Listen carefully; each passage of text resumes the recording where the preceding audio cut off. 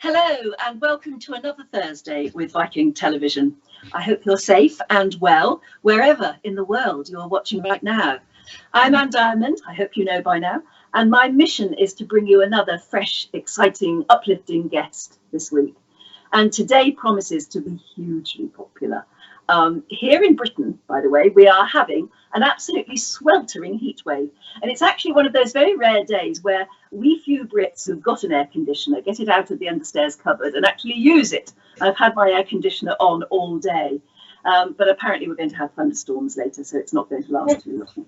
And I've spent most of the day, while I can, as we Brits do, you know, when you get a moment of sunshine, go out and spend most of it in the garden, which I've been doing. And for those of you who are still interested in gardening, because we were talking about gardening and flowers just a couple of weeks ago, weren't we? My lemon balm is doing extremely well, growing like a weed. And my mint, exceptional, which is why I put it in today's mojito. Actually, that's a virgin mojito because it's my resolution to give up booze. So it's a virgin mojito, but with homegrown mint, which tastes even better. Anyway, enough of the gossip. Now to my very special guest, who is a fellow Brit, but now known all over the world. A lot because of landing a fantastic and very long-running part in a series which took the TV world by storm and captured the hearts of everyone everywhere who loves a good story, great characters, dash of intrigue, you know, really good way of telling a story. She is one of the stars of Downton Abbey. Actually, see if you can guess which one she is. I'll give you a few clues. She's very much a downstairs figure. And without her, though, the whole edifice would actually crumble, mainly due to starvation, I suppose. And although she's not a mother herself, she can, you know, show occasionally a touch of real motherly love, although she is a master of the put down phrase. So here's a very short clip from the Downton movie. See if you can spot her in it. So my maids and I will not be involved in the preparations? You mean during the stay, you'll be the butler and... Excuse me, I am not a butler. I am the king's page of the back stairs. So our staff has nothing to do? I'm sure they can be useful. But how can they eat and get dressed at Raby Castle if the chef and the valet and the maid are all here? We have two of each. The principal valet and the principal dresser will arrive in advance of their majesties, who bring an equerry, a lady-in-waiting, 2 detectives and 2 chauffeurs. The other chef goes from Raby to Harwood, 4 footmen go with him, and the other 4 come here. Do you all understand me?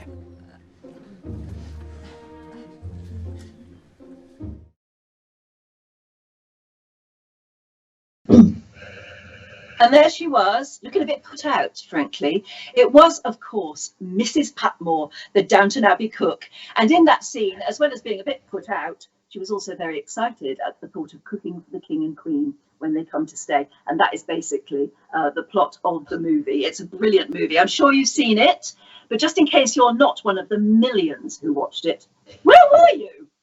Because the TV series Downton Abbey has won, just at the last count, and I'm sure this is probably out of date, but it won 11 Emmys, 3 BAFTAs, 3 SAG Awards, a Producers Guild Award. It goes on, and it is said to be the show that made PBS great again in America. So frankly, my guest needs no further introduction. Please meet the woman behind the cook's apron, Lesley Nicol, who joins us from her home in Los Angeles. Hello, Lesley. Hello. Hi, everybody. How are you? Very good, thank you. I think what's interesting is we've just had a little chat about the weather. You in England are steaming hot. Yes. And we in Los Angeles are a bit dull this morning, but it's warming. Yes. Oh, goodness. That's incredible. But you are there in Los Angeles enjoying the Los Angeles life. And to be honest, is it Downton Abbey that was the ticket to that sort of success? Totally. Yes, I've come to and from America for many years because my brother lives here. Actually, he's a doctor in South Carolina, and so I came because of him many times. And then about 10, 12 years ago, a friend of mine said, "Oh, I've got a new friend, and he's a very big agent in Beverly Hills, and he would see you if you like." And I went to see him, And he was charming and friendly and warm, and obviously hadn't got any interest in me at all, not really. And I didn't ask him for anything, and I didn't get anything because he didn't know who I was. It didn't mean anything that I was in his office. He just said, oh, you're a bit like Julie Walters, or you're a bit like Brenda Blethyn. So he named a number of people that I was like. So, Yeah. so at that Much point, good, is it? no, it wasn't the right time. So you're absolutely right. The reason I came here 5 years ago was because Downton Abbey did transform that situation, and it did mean that people here do seem to know who I am. Yeah. Well, those other actresses that you just named didn't get the part you got, did they? They didn't. No, they didn't. It was my turn this time. Yeah. It really was. But presumably at the very beginning of the first series, the first time you guys met around a rehearsrsals table or whatever and started reading through it, you can't have had any idea that it would be this huge, can you? No, not at all. Nobody did. It was a really strange, slow burn because it took a little while for us to really cotton on to what was happening. And to begin with, it was because it was only shown in England to begin with. Little things would happen that were unusual. And I'll give you an example because I know you have a dog and I have dogs, and all those people who have dogs in the UK, we see other dog walkers and we don't always get to know them. Sometimes we do, but often it's just, oh, hello. And I remember very early on, about the 4th week it had been shown, a lady in the park who I was on nodding terms with came leaping out at me with her arms out and threw herself at me and gave me a huge hug, which, as we know, is not typical of your average. No. Really, no. Is it? We don't do that as a rule. And she just went, I love this show. I love your show. And guess what? And this is the other thing that started happening all the time. My husband likes it. And that was the big shocker. It's like, why does my husband like a period drama? Because they're not supposed to. But that continued. And then as time went on, we gathered that it was becoming a bit of a thing in America. Then it became a global thing. So it kept growing, I know. I mean, how about that? I mean, many of the articles I've been reading just in preparation of meeting you today, it time and again it said, this is the show that saved PBS, or this is the show that made PBS great again. Wow. Yeah. I think several stations maybe turned it down and might have regretted it. But yes, good old PBS, they took it on, and it. Yes, I think it did a lot of good for the station, for sure. And what a lovely character, because frankly, being cast as the cook, you sort of know you're going to be there through thick and thin, don't you? You hope so. There was one scary moment in the TV series where poor old Mrs. P was losing her eyesight, and they brought in another cook. And I remember reading the script going, no, oh no. I really did fear for my longevity, and I thought, oh no. But anyway, thank goodness she came and then she went. The insecurity of the acting profession, eh? Oh yes. But actually, what eventually happened, I mean, she's a strong enough character in her own right. But then there was this lovely relationship that's built up over the years with Daisy, the kitchen maid. Yeah. Now there I lucked out. I mean, I have to tell you, when I first that's Daisy's played by my very, very dear friend Sophie McShearer, and I remember on the first day, when you say rehearsals, we hardly had any rehearsal at all, but I was supposed to go and meet the director with her because most of my scenes were with her, and they showed me into the studio and they said, oh, if you want to go and meet Sophie, she's down the other end of the corridor there. And I looked and I saw this young woman in, I can only describe it as like a trailer trash coat. And then I realised I was wearing the same coat. Oh. Oh, hello, I think I have a kindred spirit here. And indeed that was true. And what happened was we met, we got on from the very first moment. I'm extremely fond of her, but we also share a sense of humour, which has always been there. And what happened over time was, because Julian Fellowes, the writer, is such a wonderful writer, he saw that dynamic between us. And because to begin with, Mrs. P was just nasty. She just shouted at this poor kid. And later, Julian said, I didn't really see Mrs. Patmore as a funny character at all. That's not how I thought of it. But when he saw how we were together and the sort of chemistry we had just naturally, and that was just our good luck, he wrote for that. And that's why Absolutely, and you can hear it because even when Mrs. P has one of those put down lines, like what is it? I just sent you for a jug of water, not to go up the Nile. Down the line, no, yeah.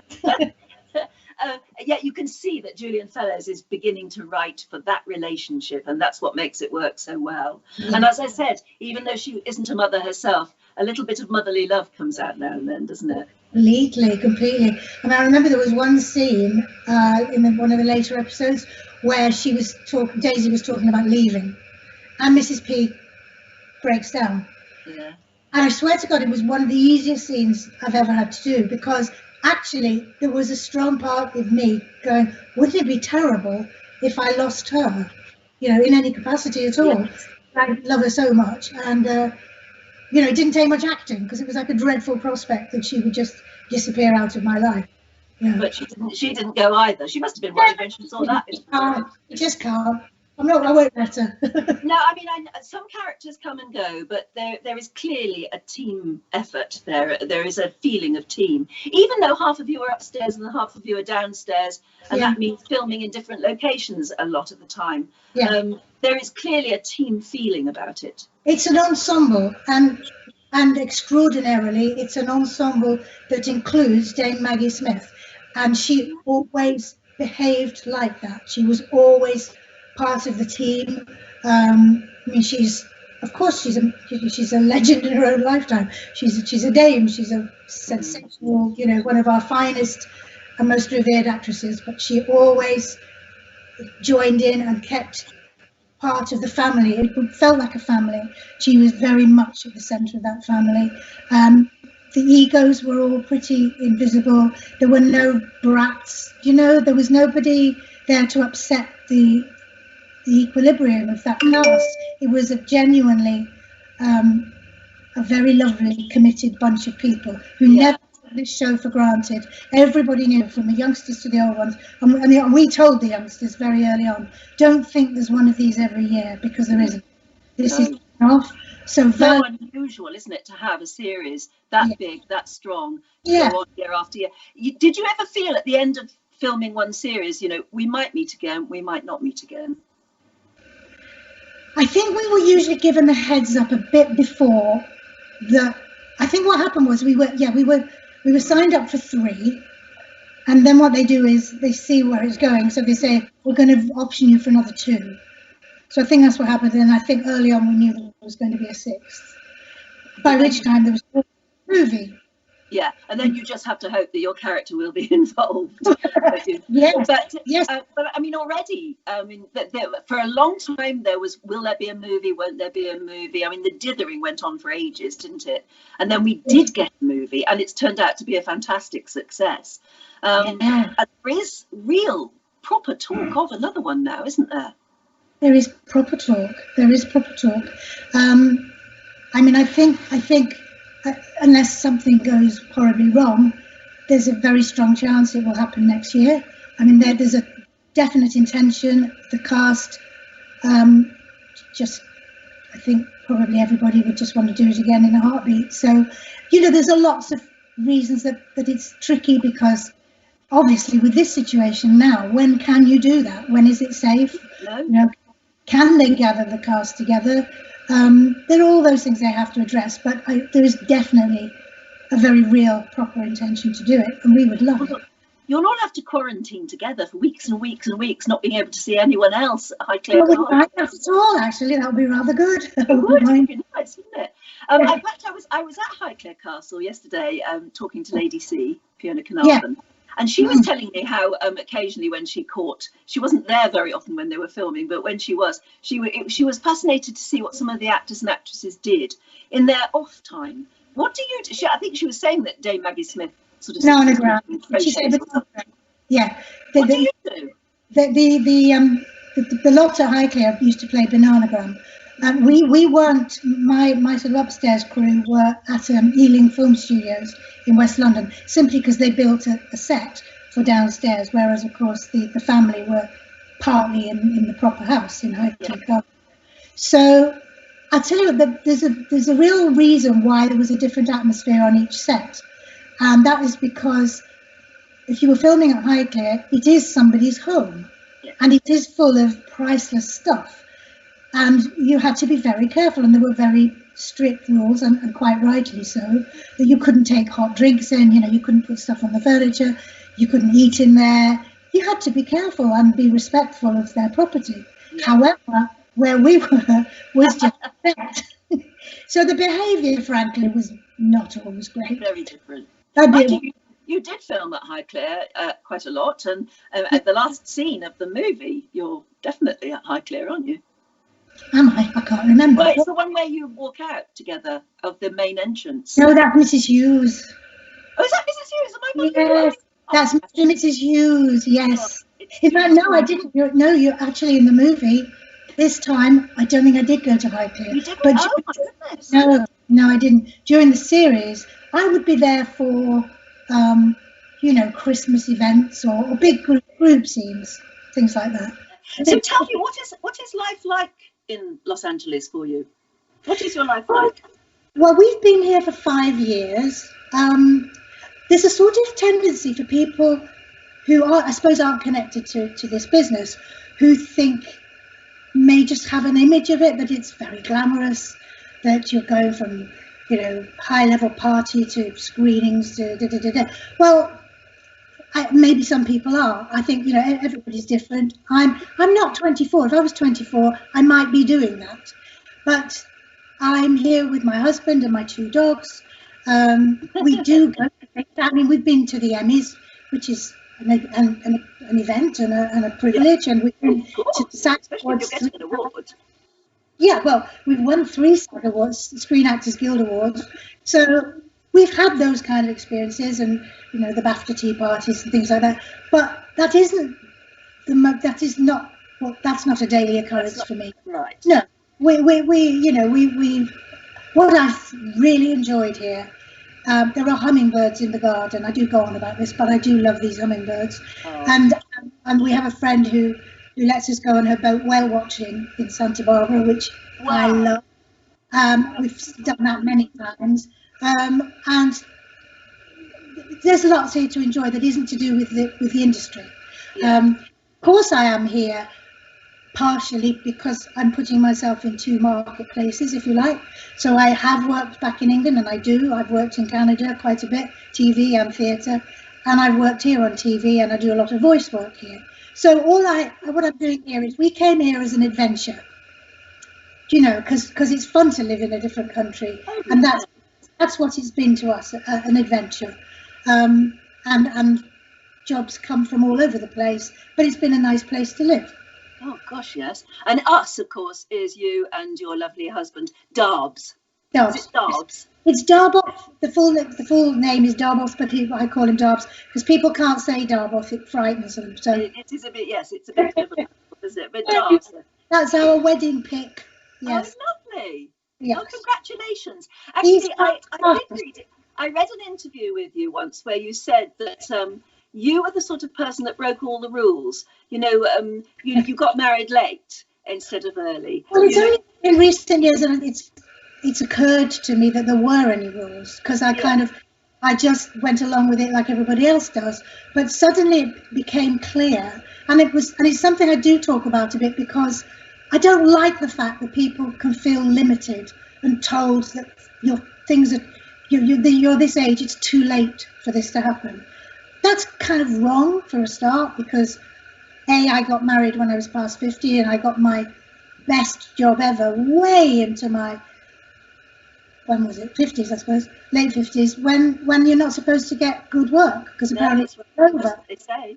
So I really do like to remind people, if they're listening, that to listen to it. Well, don't listen to it. It limits people, and it shouldn't. You shouldn't have to carry that. I think it's a burden to carry that, and it's not even true. So dump it, is what I say. Now, you said that you don't live the sort of glamorous Hollywood catwalk type lifestyle out there, and then I tripped over this picture of you with Bette Midler. Well, yeah, well, that happened, yes. Yes. And that's happened on a number of occasions. I've come across people who you don't. It's a shock when you realise they know who you are. Yes. So, I mean, the first time I'll give you an example. It wasn't to me, but it's the first time something big happened to us as a cast.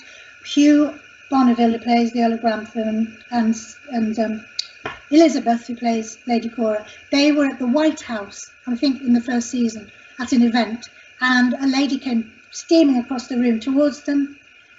She wanted to talk to them, and it turns out it was Hillary Clinton. Oh, and my goodness. blown away. And then she said, oh yes, we all, as a family, we all sit in our PJs on a Sunday and watch Downton Abbey. Well, of course, it's the most natural thing, isn't it? Exactly. You don't think people like that do. Well, you don't. So Bette Midler, I've been devoted to Bette Midler all my life. I mean, she is, I think she's something else. I went to see, my husband and I went to see her in a show, a one-woman show, a play that she did. And they said to me, if you'd like to go into the room next door, if she's not too tired, she'll come out and meet a few people.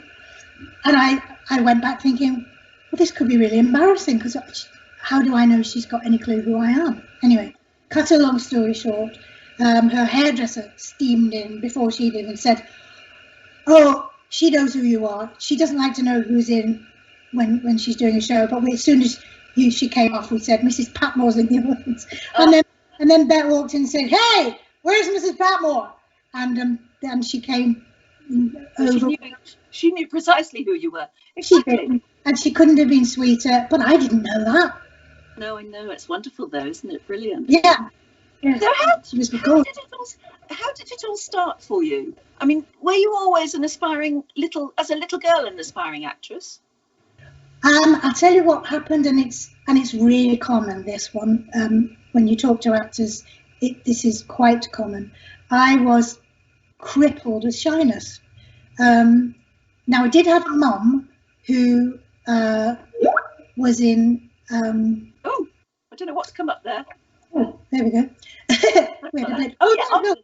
Little tiny. Oh, is that little? Yeah, not a tooth in my head. Yes, look. Oh. Well, anyway, I look quite jolly there, but I was very, very shy. And when I was about 10, I was given a poem to read at a school concert, and it was a comedy poem. And I know that my dad was in the audience. He was always so brilliant and protective of me, and he knew how crippled of shyness I was. And he was sitting there thinking, what the heck are they doing? Why are they putting her up on a stage? It couldn't be worse. You know, it'll be terrible. And it was a comedy poem, and I started getting laughs. And it was the most thrilling thing that happened thus far in my life. And I also felt you loved the feel of the audience and the laughter. Well, I suddenly had some power. Is slightly the wrong word, but I did. I had some power that I hadn't had. Some confidence. That's the thing. I had some confidence that I'd never had in my life, and I really wanted more. So that was sort of the beginning of the bug. And it turned out at school that it just tended to be I was better at that than anything else. So really, and my mum was in, she did television when I was little, when I was about 3. Yes, your mum was a bit of a TV star, was she? Well, not a star, but she was on live television, and she would disappear in the morning and go off and do like that. Yes, she'd do a live show and come home at night. So I was, from a very small age, I would look at my mum on the TV in the corner, and that must have had an effect. Now you can see she was a very glamorous, very confident, strong woman. Was that Ronaldo television? Would that have been regional television in England? It was is it ATV and did ATV, that's where I was brought up. That's the Midlands. There you go. England. Yeah. Yeah, oh my goodness. She worked at ATV, and then in later years she did Granada and Yorkshire Television in Leeds. So she, as time went on and it got bigger and wider, she became more of a supporting artist, but she loved it and she was good at it. She was, she did exactly what was required of her, and she just loved it. She loved going and dressing up and spending the day at the studio. She was very, very happy. And then she was particularly thrilled when I got involved and went to drama school, and then she was my proud mama. Yeah. Oh, that's lovely. So yeah, there was you were watching and waiting for your moment, I guess. Your dad was a GP, I think. He was. That's a general practitioner, medic. Yeah. He's a doctor, as is my brother. Yes, in South Carolina. Oh, Oh, there's a lovely picture you put up Yeah. for Father's Day. I saw on Yes, your that was Twitter. on my wedding day. Yes. That's lovely. Lovely. He was a lovely, lovely man, very lovely. And he apart from being kind and just wise and lovely, but he also played the piano. And I used to sit very quietly because I was still shy. I'd sing with him at the piano, and he gave me my love of music, because he didn't even read music, but he played brilliantly, and he did it right. And he introduced me to that side of my life. Yeah. That's lovely. So, by the sound of it, a very happy childhood. Yes, I mean, I did go to boarding school. I didn't like that much, but I begged to get out because I said I should be out there acting. I'm wasting time. I was very cross, but they did let me out eventually. And then at 16, I went to Manchester, which was my local city, and I found a theatre, a proper professional theatre called the Library Theatre. And I plucked up courage to ask them if I could possibly watch rehearsals. And they said, yes, as long as you're quiet. Well, frankly, there was no chance I was going to be anything other than quiet.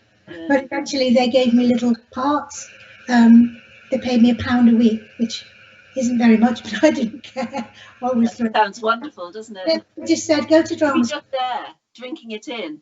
I mean, a lot of people watching right now are probably watching from America or other countries where they've only come to know you through Downton. But to anyone in Britain, I mean, your face has always been on British television. You've been very much what I know a lot of actresses are very proud to call themselves, a jobbing actress.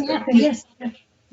You've been there, you've been in lots of parts, you're a face that's extremely well known, and you've always been around, maybe just sort of, bubbling under, waiting for that great big part to come along. Yes, I mean, I never, people say, oh, you hung on in there. And I said, well, I didn't hang on in there, really. I made a living. And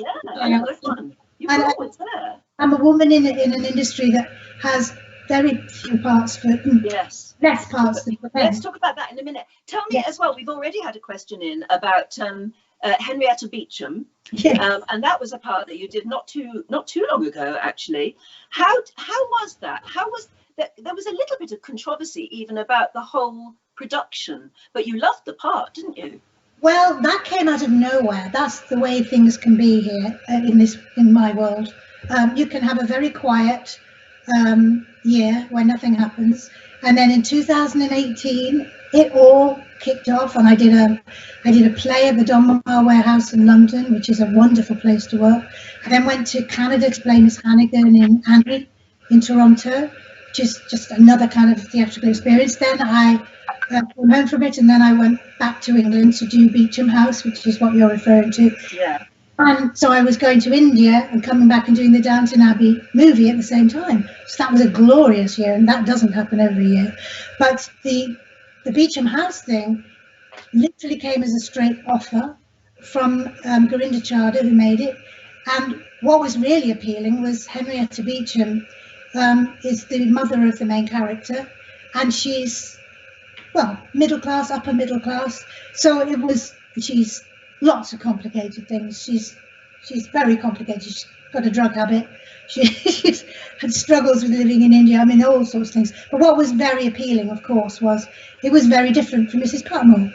And also, I love India, and I did a movie there 10 years ago. So it was thrilling to go back and spend some time in India.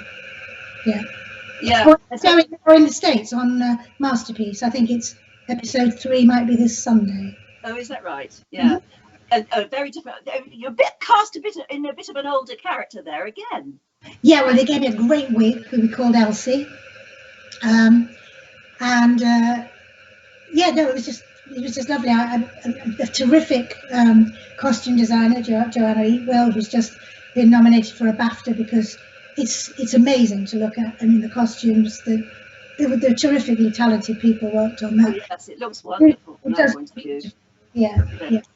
So that just sort of illustrates all of the other sort of roles you're still up to. It's not just Mrs. Patmore, but that movie, because I know this is what I've watched a little bit of your one woman show, which I've been allowed to see, and it's absolutely fascinating because you build it around the idea of being a jobbing actress, of how difficult it can be, of how lucky you can be, and you know how you have to grab your opportunities and how things can go wrong and right. I absolutely loved it, by the way. We can't show all of it. We've got a couple of clips ready to show people, but one of the things that an awful lot of actresses always say whenever I speak to them is they bemoan the fact that there aren't many good parts for women.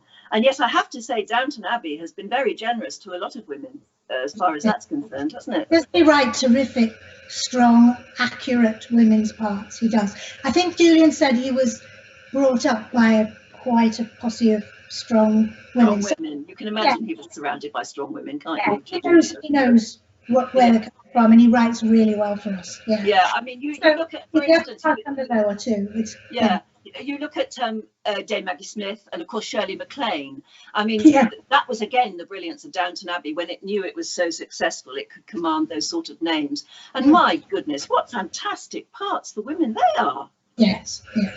No, he I think it's just a credit to him, a testament to his talent, that he can write across the classes and across male and female and have them as accurate as each other. He's just a good writer. I mean, let's be honest, he knows what he's doing. And we've got a lovely picture of Maggie Smith and Shirley MacLaine in the same room together, I think, which must yes, look at that. You can absolutely sense the vibrations, can't you? You can. And clearly two very, very major actresses, only too happy to take on those roles. And I think for Shirley MacLaine, it's the first time she's ever done TV. It's always been movies before. You know, Maggie was the same. Maggie hasn't done much television. She's done lots and lots and lots of film and lots of theatre. But this was the first big TV thing she'd done. And actually she complained a little bit because she'd been wandering around quite happily being anonymous, she said. And then suddenly, because it was on TV, she was being recognised in Waitrose, and she wasn't enjoying it very much. And then you look at Lady Grantham, as you said, Lady Cora, Elizabeth McGovern, another brilliant role for, I mean, she's, look, for heaven's sake, she's not old, but you know what I mean, for a more mature actress, another lovely role. Yes. And again, something different from stuff that Elizabeth's done before. No, I mean, we were all very, very aware of how blessed we were, because when I was doing the series, I had friends of a similar age group who, I mean, are good people, but they weren't working consistently because there didn't seem to be the amount of material out there. I think it is getting slightly better, but it's got a ways to go. It really has. Okay, let me take you through another one. Penelope Wilton, another incredibly recognisable face, particularly in Britain, and another really lovely part written for her. And then you go to Phyllis Logan, Mrs. Hughes, who you were talking about earlier there. I mean, again, she must have loved that part. Well, you see, she played Lady, what's it, Lady Jane, is it, in Lovejoy, you know, totally different. I mean, Phyllis, I'll tell you about Phyllis. She's very, very dear friend of mine, very close. And I've seen a lot of Phyllis when she's mucking about, you know, between takes. Yeah. Phyllis Logan is one of the funniest people I have ever met in my life. And I'm telling you, if there's anybody out there who wants to make a comedy, have Phyllis Logan in it. I'll be in it with her if you like. Yes, of course. But she is hilarious. She's such a talented woman. She really is. And it must be so nice to wake up in the morning and know that you're going in to work on the set, but with friends like that you get on really well with. Yeah, no, I mean, it was a dream job. It really was. Because we're not any different from anybody else. If you go to work and there's somebody there who's a pain in the neck, or you know, who's not nice, that's ruining your day. It doesn't matter what your job is, it's all the same. And we're exactly that. We didn't have anybody who would ruin the day, not remotely. And so gradually, as the series went on, you sort of like collected more famous actresses like Imelda Staunton, as Lady Bagshaw. Again, you know, there she is in the middle. Oh, that's two Harry Potter stars standing next to each other. Yeah, of course they know each other well. Yes. Yeah. And then not only has Downton recognised that stable, if you like, of established actresses who frankly deserved a jolly good role, but it made some names too. I think particularly of Michelle Dockery, who was probably doing other things, but she was never on my radar before Downton. And look what a huge success she is now. I know. And Dan Stevens also, you know, Dan who played Matthew. Yes. It's interesting. Dan has gone on to do a huge amount of work. He's here in America. He did Beauty and the Beast. He did, is it Legion? I'm asking her husband. She asks off camera. Off camera, husband lurking. Legion, I think it was called. Yeah. No, but he's done films, lots, The Night of the Museum, tons of work. He's still referred to as Downton Abbey's Dan Stevens. There you go. There you go. You'll be Mrs. Patmore forever, won't you? Then Joanne Froggatt, of course, as Anna Bates. Really.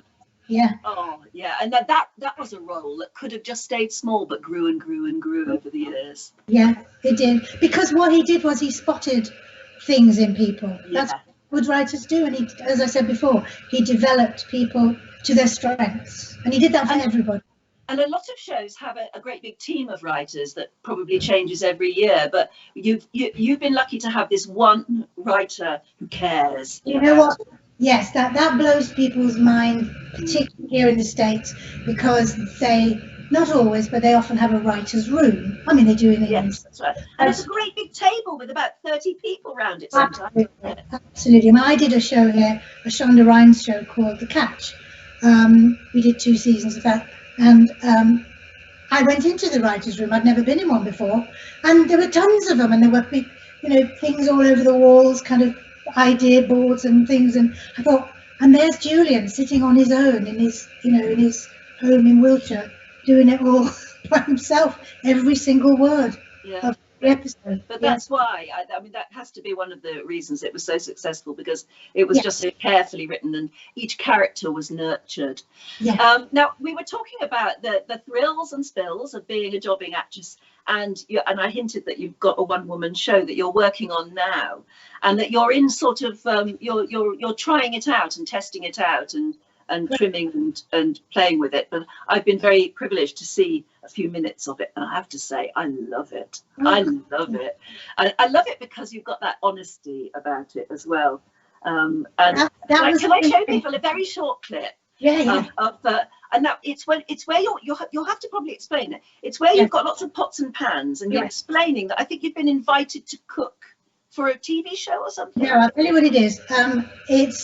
I'm developing this show, and we will be doing it. We were supposed to be doing it like now in Chicago.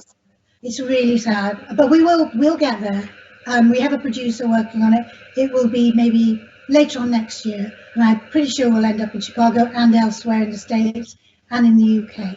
But I've developed it with a wonderful American songwriter called Mark Muller, and he's incredibly successful, and he's done tons of things through his career. He's got one of those walls with all those gold discs on it, you know, so he's the real deal. And he and I have developed this, and it's called How the Hell Did I Get Here? The clip you're about to see was a kind of tryout, early stages in front of an invited audience in London, just to test the material, and it was very encouraging. But we are getting into the next stage where we'll have a director, we'll do a full production of it. But the clip you're going to see is a song that Mark wrote for me called A Light Supper for an Invalid. Yeah, it's very funny. It really is lovely. I'm doing my GCSE, which is kind of the American audience. It's when you're 16. Yes, I was doing a cookery exam. Oh, I see. And you were given they would give you something to cook. So it might be, you know, a cooked breakfast for your mum and dad, or an afternoon tea for Vicar. I got a light supper for an invalid. So I'm telling the story and beginning the song. Yeah, well, let's have a look at it now. It's fab. But no, what did I get? A light supper for an invalid. So on that basis, I decided to knock up a ham omelette and some peas and a nice egg custard for dessert. It was just a light supper for an invalid. Just a light supper. You could do it.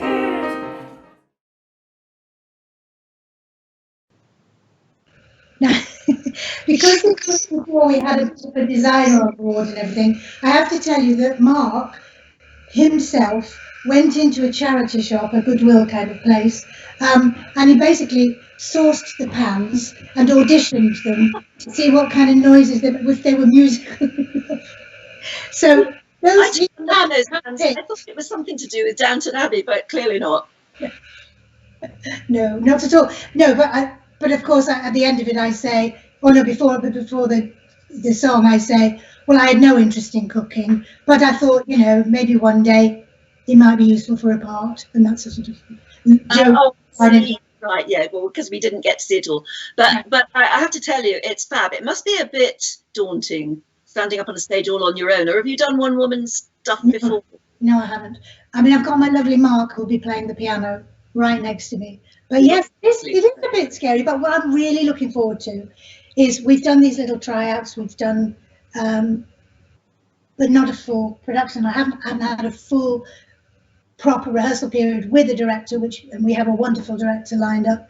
I'm really looking forward to getting that process done, and then I'll feel completely ready, I think, to just get out there. And the whole design of this show is it's not meant to be, oh, look at me, what an amazing life. It's not at all. It's meant to be a shared experience. I'm sorry that's a bit. From the little taster I've got, I love the idea that you you're willing to talk about absolutely anything, including and I sort of hinted at it earlier, including other actresses who got the parts that you wanted to get, but they didn't get the one that was worth getting in the end. I won't spoil it. It's good. But the point is that song came from the fact that I spoke to Mark and I said, if you've been in the business as long as I have, there'll be somebody ahead of you who kind of nicks the part, and it happens repeatedly. And I told him who it was, and he wrote a brilliant song about her. Yes, and it is. Keep it in because it's really fab. I must say, it's funny enough, over the years that I've interviewed a lot of people in your business, some people don't like to talk about humble beginnings or the fact that something happened and it was a lucky break. They sort of almost like to pretend that it was always this way. And I've never really quite understood that. But that's why I love your show, because it's warts and all. You know, you're prepared to talk about all of the ups and downs of an acting life. Well, it's not just, funny enough, it's not just about the acting side, though, of course, that's a big part of it, because it's a big part of what I've experienced. But towards the end, I'm likely to be saying something like, the fact is, we're all on the same road, we just have different bumps. Yeah. And that is the point of this show. In fact, a friend of mine who was at that tryout that you see from the trailer, he said, it's interesting, he said, it is about you, but what it asks us to do is to have a little look at our own journey. That's what we wanted it to do. That's what we wanted it to be. And when we've tried this out a few times, 3 times, people come up to me afterwards and they do not want to talk about me, for which I'm very grateful. They want to talk about themselves because it sets something off in their head. And of course I want it to be entertaining, but I want it to be something that we all relate to. And that was the point of doing it. From what I've seen, it is entertaining, no doubt about that. Will you do that? Will you start that off in Britain, do you think? I don't know. Do you know, I don't know at the moment because of the uncertainty of venues. But we have a wonderful producer, Tim Smith from Pemberley Productions, who lives here but is British. So he has connections in the United Kingdom. I know he's talking to people there, and I know he's talking to people here. I don't know which will happen first. I guarantee a lot of our questions will say, when will you be near us? And of course, you can't know at the moment. Well, but watch this space. Yeah, absolutely. Now, a couple of weeks ago, we were hoping to have you on Viking Television, but you weren't feeling very well. Luckily, it wasn't what you feared it might be. Pneumonia. I suddenly, 2 days before I was due to see you, I couldn't take a deep breath, and I went. My doctor said you should go and have a test, and I did get scared, of course. And she did the test, and of course you don't get an answer immediately. But she said, I'd like to do a chest X-ray on you because I didn't have all the symptoms of COVID, but I was struggling a bit to take a deep breath. So she then did an X-ray, and she said, no, you've got pneumonia in your right lung. So sorry I didn't turn up the other week, but I was genuinely in bed. Very much so. I'm glad you sound a lot better now, but I can understand why you must have been very scared at one point. But we were talking about medical detection dogs. And you've been very much involved with them for quite a while now. And we brought up this lovely funny picture of you with Prince Charles, and you've got to describe to us now what is happening in this picture. Right, well, just notice where Daisy, that's Claire's dog Daisy, Dr. Claire Guest's dog, beautiful girl she's passed. She's sitting on both my feet. That is the point of this story. So Prince Charles, Camilla is a patron of medical detection dogs, and she loves the work they do. I mean, they are extraordinary. And she said, I'd like my husband to see what they do. So one of the arms of the charity, because it is a charity, is that they teach the dogs to detect early signs of several diseases, cancer being one of them, and they can show. They do a demonstration, so they have a carousel and they have a little 8 containers, and there'll be one tiny sample which contains a cancerous, maybe urine sample or something, and the dog goes round, and as soon as it smells it, because it can do it because of its amazing smell, it sits, and you know that it's detected the cancer.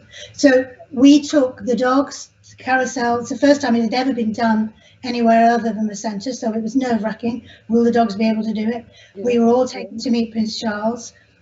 The point of that picture is that the people, the royal etiquette people said, when you meet him, it's probably best if you call him sir and maybe give him a small curtsy. So when he walked up to me, I said, hello, sir.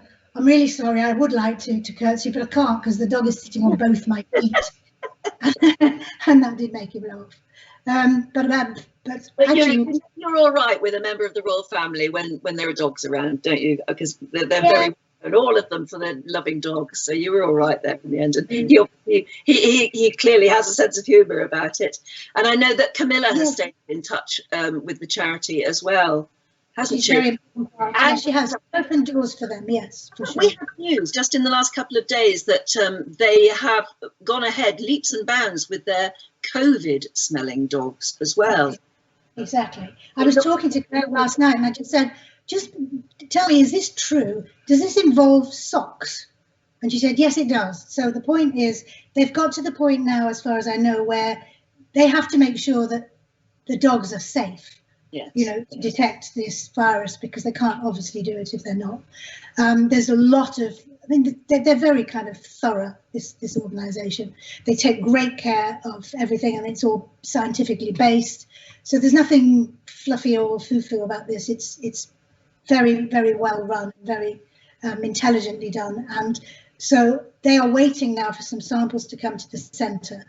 I think the idea is that the patients will wear socks for 12 hours and then the dogs will be allowed to smell the socks. And yes, to detect. First of all, they had to find out if there was an odour in COVID, because if there isn't, the dogs won't be able to detect it.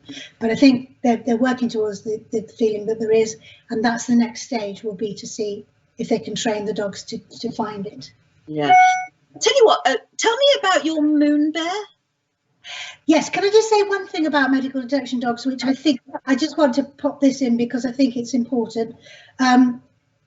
Because they're involved in this trial and the government have partially funded it, they are still a charity. And in order to go forward with this work, they are going to need help. And also there is a huge list of people waiting for assistance dogs, because these dogs can help them live with diabetes and so on. And so if people are interested in medical detection dogs, I just urge you to go and look at medicaldetectiondogs.org, because they need our help. And what they're doing is they can look on the interview we did, 3 weeks ago, and find out more about it that way, because we really went in some detail into the work they do. And you're right, the support they need, especially at the moment. It really is. Yeah. It's difficult to think that anybody could be suffering, and they are, because they don't have an assistance dog. It's just worth looking at if you have to. Knows, isn't it? Yeah. Tell me about Pickle Nicol, your adopted moon bear. Mistress Pickle Nicol. Well, let me explain what a moon bear is. Yeah. There she is. Oh, So moon bears, you can't see in that picture, but they're called moon bears because they have a yellow crest on their chest. I know about the moon bears because there is a charity called Animals Asia, and they have been working in China and Vietnam predominantly for the last 20 years. They are involved with the bear bile industry, which is a shocking thing, a wicked abuse of animals. But they also are doing a huge amount of work with the dog and cat meat trade. And actually, the most recent thing that they got involved with, and again, it requires a ton of money for them to do this, but they did it. In Wuhan, you know, when people were falling sick all over the place, can you imagine if you got sick, God forbid, and you were carted off to hospital and you had no family support and you had to leave Ellie behind, your dog? Oh yeah, my little dog, yes. Now, can you imagine how that would feel? So the local Chinese welfare groups, of which there are many, were overrun with sort of the amount of animals to try and support. Animals Asia sent over 6.5 tons, or funded 6.5 tons of dog and cat food, and so that the local groups could get the door codes of people, could go in, take care of their animals. They looked after, let me see, 3,500 dogs and 1,100 cats. That's amazing, because you never think of that. But yes, while all those people were worried, we were worried about human health and people being taken off to hospital and not coming back for weeks. What happened to the animals? Yeah. I mean, it was a crisis, huge crisis. Yeah. So that's like something that Animals Asia did because they're wonderful, because they see a crisis and they just, you know, they just get up and do something about it. But I know you're a huge dog lover, and you've got Bertie and Freddie. Yes. Yes. Where are they now? Are they in Los Angeles with you? Bertie's under the table. Where's Freddie? There's a lovely picture of them. I think I can introduce you to Freddie. Yeah. Yeah. Freddie's coming to say hello to the world. Can you pick Fred up? This is my husband, Dobbs. He's bringing Fred. Come on, Puppet. Hello, Dobbs. I have to tell you, he's got the most terrible 70s hairdo, a terrible growing out perm. Is that Dobbs or Freddie? Freddie, actually. Here he is, coming through. Come on, Puppet. No, he's got that, you know, do you remember when people had perms and it grew out and it goes like that? Absolutely, I remember very well, I'm afraid. Here we are, Fred. Hello, hi. Nice to see you.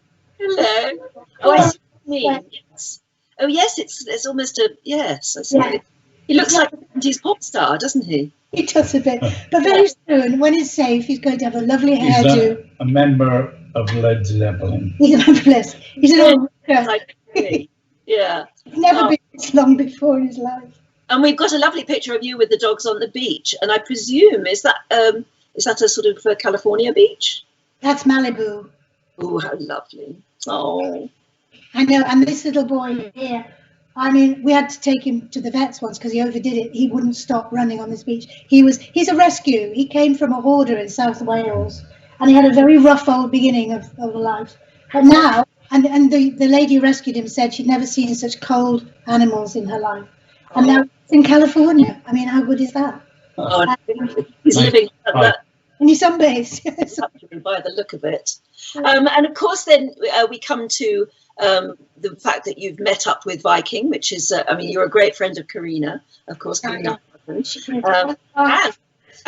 a lovely photograph of you and Karina, and of course, Lady C, Lady Carnarvon, of course, from Downton Abbey from Highclere Castle. That was the premiere of the movie in Leicester Square. And I got another picture of you in the kitchen with Karina, but she's doing the cooking. And I gather, even despite the part that you're most famous for in the world, you are not a cook. Well, that was definitely what I would have said and have said for many years, but things changed in the last few years because my lovely husband, one of the things he's very good at is he's a great cook, but and so I just got really lazy and didn't cook anything, and he's better than me, so I didn't feel very confident about it. However, several years ago I went to a farm sanctuary just outside of LA. They're a wonderful organisation, and they rescue animals from slaughterhouses and from back street kind of farms and where they're being treated really badly. And when you go and meet them, I went with the wonderful Dr. Jill Robinson, who runs Animals Asia. She knew what she was doing. She said, come and meet these animals, you can pet them, it's really lovely. So I was on the floor with Sophie the pig, who was just, I've never been that close to a pig. Beautiful, beautiful beast. And I'm sitting there and then they start telling me what would have happened to Sophie. And I left there a vegan. So my husband isn't a vegan, so what am I going to do? So I had to start going to vegan cooking classes. And so I cook my own food now, pretty much. He does do it for me sometimes, but yeah. So there's been a change in the answer to that. I'm learning. I'm not brilliant. I'm learning, yes.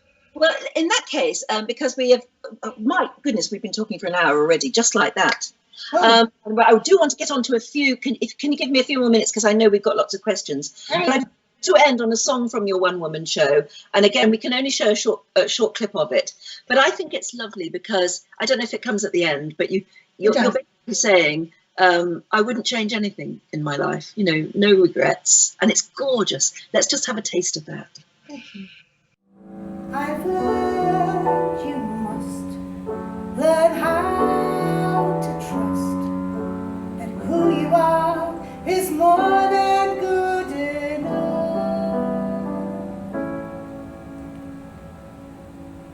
Change a thing, not a single thing.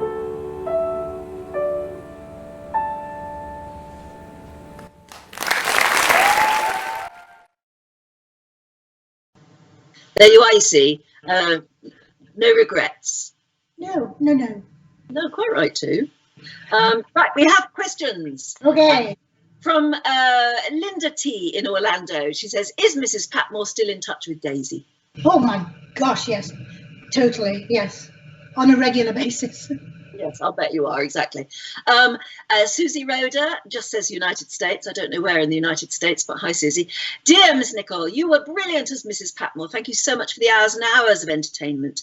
Let's hope if there is another movie that she and Mr. Mason may have a larger role. It was also fun to see you in a different role in Beecham House. What elements of a role would you love to see in your next script received? What would be your dream role? Thank you again. And she says she's Susie and she's mom of a big family and a dachshund and 2 kitties. Oh, for you. Get those animals looked after. Yes. What's your dream, do you think? Or what would you like to see Mrs. Patmore do? I'd like to do a really good comedy. Actually, there's lots I'd like to do. That springs to mind. Possibly a contemporary thing, because Beecham House and Downton are both period dramas. So it would be fun to do something of the, nowadays. But also if it was a big, steaming, heavy drama, I'd be happy to do that. I really love my job. I'd like a job. Talking of being steaming, Judy A in the US says, how did you meet your husband? Were you looking for a life partner when you met him? Any advice to singles in their 50s hoping to find that special someone? It's a bit personal, but I'm sure you've got a view. Well, actually, I think it's a bit of a cliche, but often it's because they're true, isn't it? People say when you are least looking for things happen, and I would say that was true. I was perfectly happy. I'd had a very happy life up until then. I had never met anybody I could marry. I just didn't meet the right person to marry. I'd been with people and been very happy, but never met anyone I wanted to marry. And then suddenly he showed up, and I'd never met anyone like him before, and I wasn't looking. And it took a minute to recognise that he was rather special. And then I was in no doubt at all that I absolutely wanted to marry him. And the fact that it came later on is just a very big bonus. So isn't that lovely that sort of thing still can happen at any old age? They really, and it did, yeah. Yeah, not the 50s old, frankly. Jean Henson in Canada says, I'd love to ask you about your recent role in Beecham House and how it was to film in India amongst all the exotic Indian architecture and interiors. It must also have been very hot, especially having to wear that Edwardian heavy material and long-skirted dresses, was it? Well, you see, that's a very good point, thank you, because it looks like I'm constantly in black or purple. And in corsets. But because Joanna is such a brilliant designer, all my dresses were silk. So they were really light. But and also, when you film in India, you are incredibly well looked after. So it was hot. You're right. It was really hot. But there was always somebody there who took care of you, who just shielded you from the sun or whatever. They're very, very well organised over there and very, very considerate. So I love India. I blooming love it. So I was thrilled to go there. I got to go 3 times because I was bobbing back and forth doing the movie, the Downton movie. It was a treat. I mean, it was a total treat. And it's a fascinating country. An adventure, isn't it? Gianna Cavalier from Colorado says, hi, did you and the downstairs crew actually eat any of the dishes you cooked? No. Mostly no, because for technical reasons, they often spray food to keep it looking fresh. And also, there was Lisa was the wonderful designer of the food, if you like, because she knew about period food. She would come up with some exotic creation and you'd say, Lisa, what actually is that? And often, because it looked great on camera and it was historically accurate, it would be a row of olives in aspic, like in jelly. Well, you wouldn't want to eat that. So lovely as it looked. And the other thing that was happening, we would have real food. So we had an issue called Lobstergate once, where they brought in a massive lobster because it looked fabulous on camera. Yeah. But then it was so good, they took it away, it was going off slightly. They froze it and brought it out another day. And then there was a very bad smell going on. So the food wasn't as tempting as you might think. No. I bet you go off and just get you don't now, but I was a burger and chips or something. Not me. Catering on film sets is famous for being good, though, isn't it? Well, I think it can be a bit various, actually. Yeah, you hope it's going to be good because you spend a lot of time there. But yeah, I mean, you can get very fat, is what can happen. Yeah. We all have to be careful. Carolyn Finn in Myrtle Beach says, has playing your part in Downton Abbey given you a greater appreciation of the lives led by the different classes in that time? Can I just say, Myrtle Beach, that's very exciting. My brother's a doctor in Myrtle Beach. Dr. Nicol, Diabetes Centre. Hello.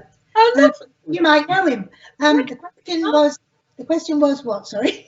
She said, playing your part in Downton Abbey, did it give you a greater appreciation of the lives led by the different classes over time? Yes, because we were very lucky to have some very good, accurate information. We had a historical advisor on set who, at the very beginning, explained to us the nuts and bolts of what it was really like to be living in that time, in that class. So the first thing he ever said was, don't feel sorry for this group of people. They've got great jobs. They've got a roof over their head. They've got an income. They've got a benign employer. They're luckier than a lot of people that they, from their families who might be working in the fields or a factory or not working at all. So he put it in context for us. So we learned quite a lot, actually, to try and always be as accurate as we could, not do that thing where, one of the family walks by and you bob and, that he said that there was no time for that. People knew what they were doing. They had a job. They would walk into a room. They would build up the fire. They would walk out. There was no time wasted with nodding and bowing and scraping. It was people knew what they were doing and they had a role to fulfill. So we learned quite a lot through him, actually. Yeah. And where did you stay while you were filming? I think the person who's asking that probably thinks, were you all at Highclere Castle? And of course you weren't.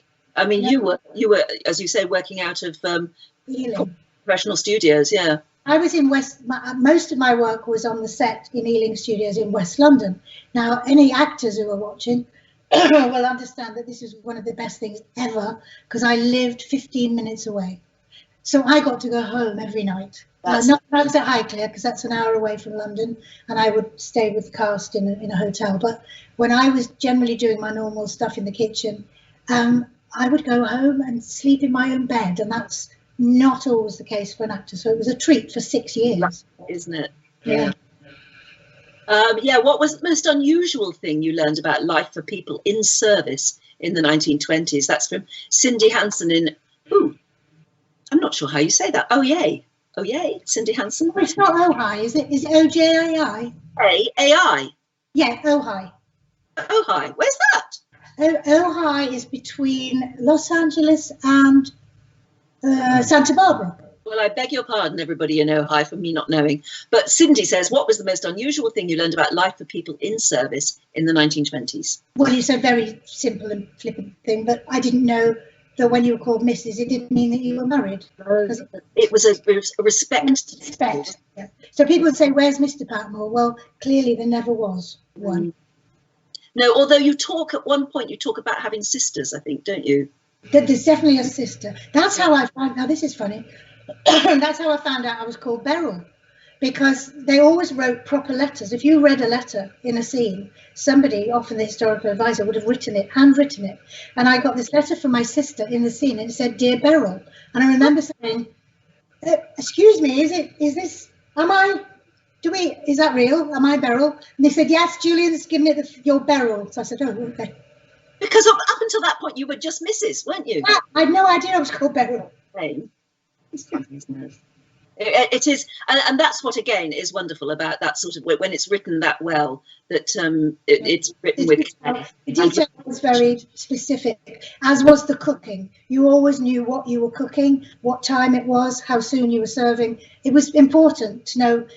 That told you how fast you were doing things. You know. We've had several people write in. Jennifer Curry, I'm reading now, from Covington Township in Pennsylvania. She says, "Hi from Pennsylvania. Which Downton castmate would Mrs. Patmore have least wanted to share a cup of tea with, but Lesley Nicol have loved to?" Interesting question. Oh well, Violet, the Dowager. I mean, Maggie Smith's character. I think she'd be way too scared to. In fact, I only ever had one scene with her, so she'd be very, very. Downstairs one, didn't she, to your kitchen? I seem to remember the scene. No, Violet never came. Maggie Smith never came. Oh, did she? Oh, no, I'm not sure. I think she. Well, I don't know. I think she did. But you're more of an expert. I never had very much direct contact with her, but I mean, I did quietly have time spent with Maggie when we were left sitting around waiting for scenes to start, and it was always. She's hilarious. I mean, she's lovely. Very good company. Yeah. That's really nice to know, isn't it? That she didn't just sort of set herself off. No. And Paul Jennings, finally, we'll end with this one. There are so many, but they're very much on the same thing. Paul Jennings says there is a real mother-daughter relationship between Mrs. Patmore and Lily. Is it like that off stage? Oh, Daisy. Yes. Yeah, probably not so much. Daisy, not Lily. Probably not so much mother-daughter. Do you know what? She calls me Telly Mummy in life. She calls me Telly Mummy. She calls Dad Telly Daddy. No, I mean, of course, she has a mother of her own, very nice one too. There's a motherly aspect occasionally, but we're just very close. I adore her. I absolutely adore her, and it's reciprocated. So I suppose off screen, it's a very close friendship. She's a lot younger than me, but we're just very close. Yeah. Yes, you can find them occasionally, and it's lovely. My Ellie is saying, "You've been on that call." Oh, yes, Ellie. Where's Ellie? Come over here. Come and say hello. Come on, Ella. She's very hot because she's so fluffy and it's so warm out there. But whoops. Come and say, "Oh my goodness," and she's putting on weight. Oh, who isn't, Ellie? Who isn't? We all are during lockdown. What is she? She is a Bichon Frise, and she too is a rescue. Is she? How could anybody not want her? I know. I don't understand it. But beautiful, but very demanding. Off you go. Go on. Yeah, a lot of hair. I do see that would be a problem. Yes. So what time is it in Los Angeles for you right now? I have to look. It is in Los Angeles 12:13. Oh right. So you've got lunch coming up, have you? Lunch is coming up. Yes, it is. Somebody's doing the cooking for you. You have your vegan snack. And for us, the sun is beginning to go down here. And we've been talking for ever such a long time, and it's been an absolute delight. It's so lovely to meet you. It's so strange. We're fellow Brits, and in any other circumstances, we'd have met here in Britain. And here we're talking over the airways. But it's absolutely lovely to meet you this way. Thank you. And thank you for Viking.TV. And lovely It's a brilliant invention. I think it's kept everybody together in a sort of feeling of family as we all wait for the time that we're all able to go on holiday again. It's a rough old time. It's a brilliant idea to do this, I think. Yeah. It's a strange. 2020 is going to go down as a very strange year. I just hope it doesn't last any longer than that, and that we'll see you soon in real person. Yeah, for sure. Thank you. For the moment, Lesley, it's just been fab, and Darbs and the dogs and everybody else. All our love, and thank you so much for joining us. And I know everybody watching will really appreciate it too. Thank you very, very much indeed. Bye-bye. Bye. Bye. Bye-bye, yeah. So goodbye to Lesley and Darbs in Los Angeles, and I hope you've enjoyed another Thursday chat. It's been lovely. Haven't we met some wonderful people? We'll be back in the next couple of weeks with more interesting people for you to meet. And right now, oh yes, I think after all that talking, I deserve my virgin mojito.